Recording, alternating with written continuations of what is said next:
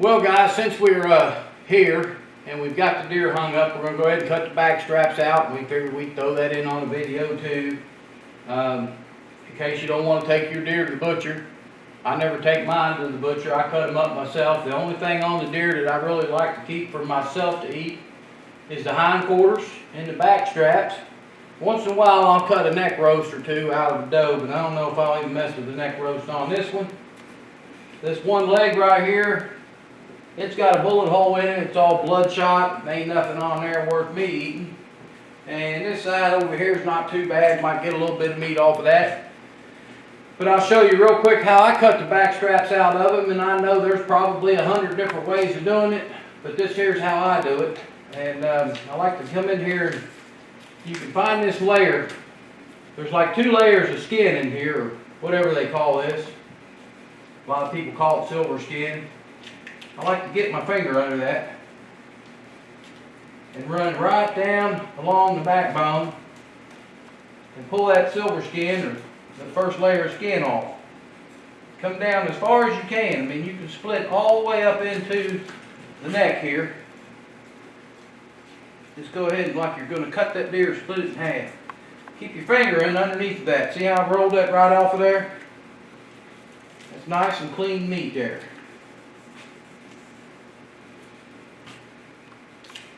It depends on how much you can get under.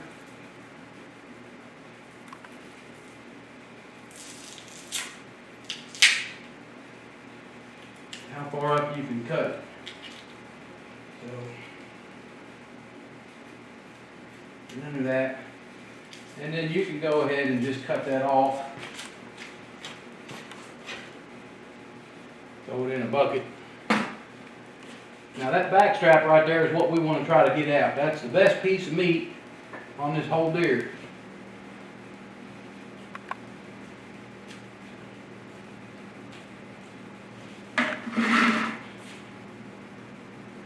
I'm going to turn it around here and do the other side the same way. Get my finger in there somewhere. Get a piece of that.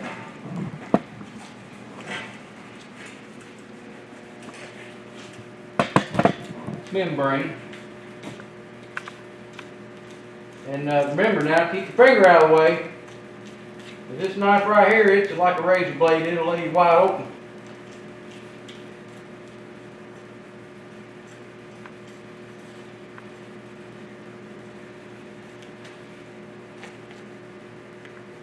And we'll go ahead and cut this out of the way.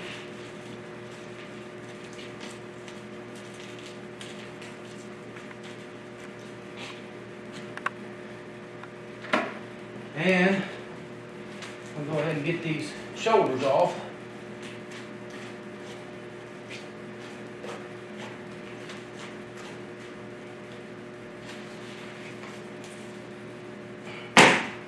Now I'll tell you one thing, guys, I am not a butcher. I've never claimed to be a butcher, although I cut up my own deer.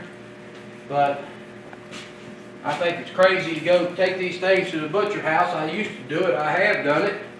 You take a deer to the butcher, you go pay him $125, and you carry out 2 boxes of meat like this, and you think, where'd all that go? So I just cut them up myself anymore, take off what I want. We got a meat grinder, grind up our own hamburger, and that's what these front shoulders are good for. If Jason wants to stay here and debone all this, flesh that out, he can make him 20 pounds of hamburger or so. And now we're going to take this knife right here, and I want to just come in along this backbone. It's almost like filleting a fish. Push it all the way in until you hit the ribs. Come all the way up the hind quarters. Now there's another piece of skin on here. Some people call that the silver skin, and I guess that would be called it if that's what you want to call it. But you want to leave that on the meat until you get it to the sink and actually do the processing of it. That'll help hold it all together, keep it in one nice big long strip.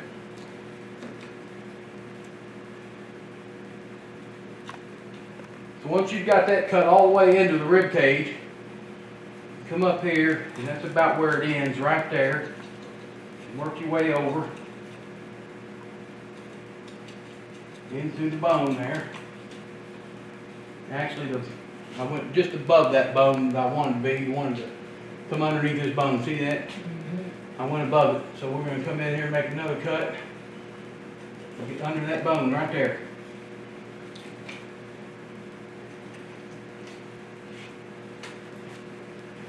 Alright, and then you can see where this piece of meat, that big muscle, falls down through here. You want to come in, get to the rib cage, and get that out of there. Right along here. There's a bone in there. If you can just keep your knife blade against that bone, like I said, it's almost like filleting a fish. You just work it in and around them bones. The tighter you stay against the bone, the more meat you get.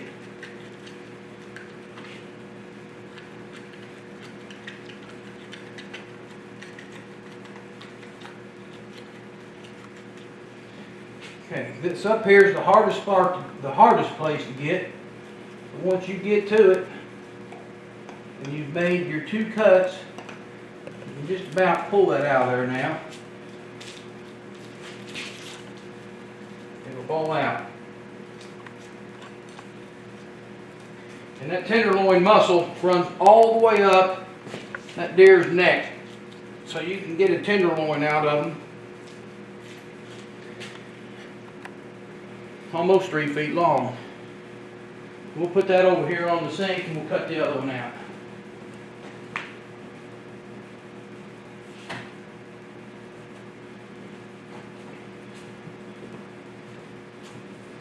So, not much wasted there. There's a little bit right here if a guy wanted to. And he wanted to get everything he can get off his deer, he can come in and get a better knife than this, a little deboning knife or something. And that right there is all good hamburger meat. That's good stuff right there. Tender. Good stuff.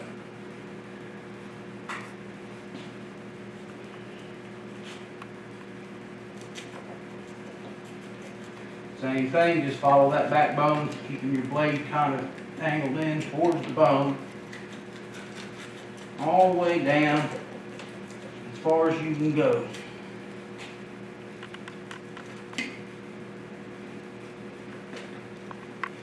Now this knife I'm using is more or less it's a skinning knife. It's got a big belly on the blade. Not a really good deboning knife or nothing, but it's doing what we want it to do here. Okay, spin that thing around a little bit. There you go. Hold him right there. So there's that bone. We want to stay underneath that bone. Come in here, cut that.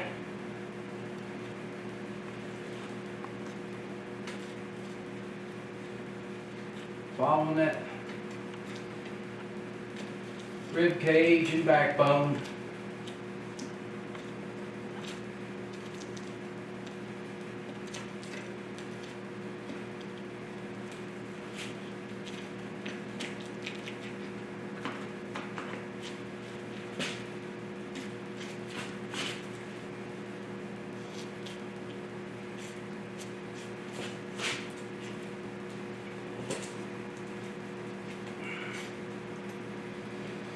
And there's the other back strap. That might weigh about 5 pounds.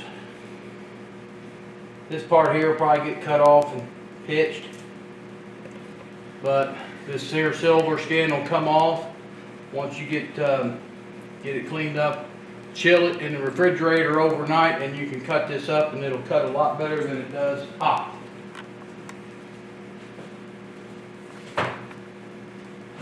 Now I know some people like to hang their deer up and leave it hang for 2 or 3 days or whatever. Well, it's definitely not cold enough to let one hang outside. If you left this out all night tonight, it wouldn't be edible tomorrow. It would spoil overnight. It's about 50 degrees out there. And I usually just kill it, cut it up. This deer ain't been dead yet, what, 5:30? 9:30 now. It's been dead for 4 hours. We've already got it skinned and halfway cut up. Now we're going to go ahead and cut the hind quarters off. We'll put them over there on the sink, cut some big chunks of meat off of them, put it in the refrigerator so it can chill, and they finish cutting it up tomorrow after it's set in the refrigerator overnight. Now, we've got some inner loins in here. Can you turn around this way? That we want to try to get out.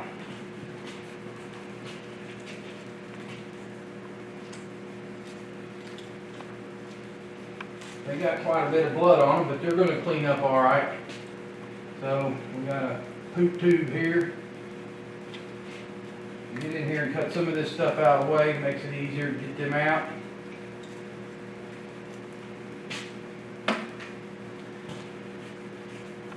And now these things here are really tender pieces of meat. They'll fall apart while you cut them up if you're not careful. And I nicked it right there with a knife and right there when I went in and cut them tenderloins. It'll be all right. So you just cut that loose there and it just literally falls apart. This stuff here is about like The hidden tenderloin. yeah. You just work it out, try to get as much of it as you can. Well, most people leave that in there, throw it away now. A lot of people do leave that in That's there, the they don't best. even know it's there, That's the best part right there. but that is the best part.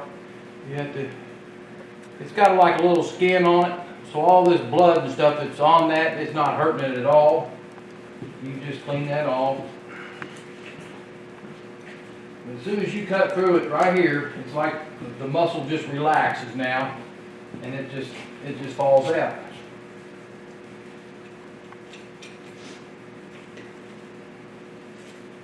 Doesn't take much, you can pull them out of there.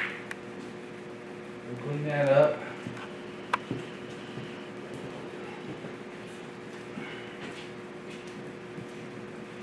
I don't know if you want any of this, ain't much left of it.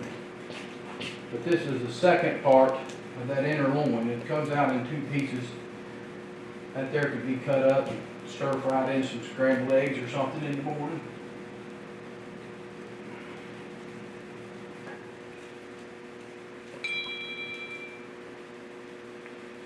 So that's about the best parts right there. Let's go ahead and get these hind quarters off. And you just pull down on it. You see this little ball right here, that's his hip socket joint there. If you can find that, the rest of the hard part's over once you find that part. You just cut right through there. I'm trying to stay out of the way of the camera so you guys can see it. So you can cut through that way, and you come up over here and just find the bone and cut around it. There's one. Now there's still some good meat right here on this carcass of the animal. If you want to get in here and cut some of this off, that's some really good meat right there still. And you don't have to be too gentle with it. Just cut it off, take it over there, put it on the sink, clean it up later. There's actually quite a bit of meat on these animals if you take your time and want to get it all.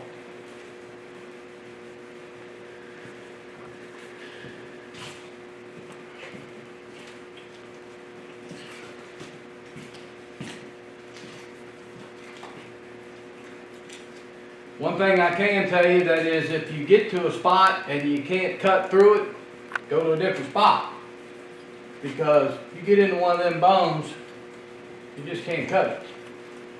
You just have to look around and find another way.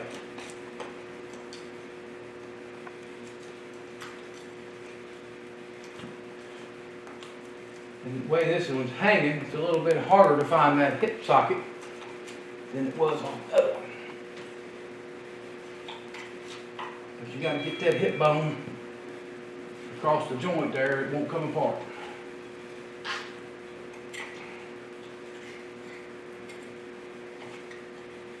I can see it right there. There it went. And we are done. Rest of the work is up to Jason. He can do what he wants to with it.